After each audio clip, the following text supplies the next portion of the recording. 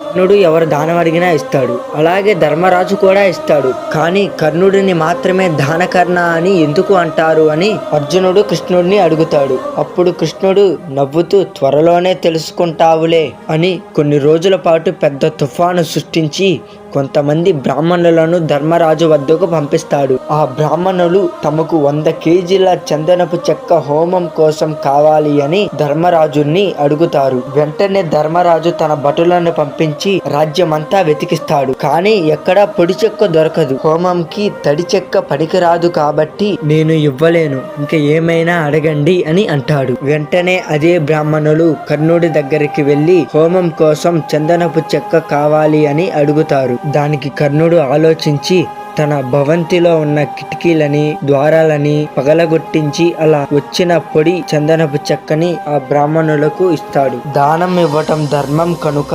ధర్మరాజు దానం ఇస్తాడు. కానీ కర్ణుడు తన స్వభావం కాబట్టి కర్ణుడు మాత్రమే దానకర్ణ అని అంటారు అని కృష్ణుడు అర్జునుడికి వివరిస్తాడు.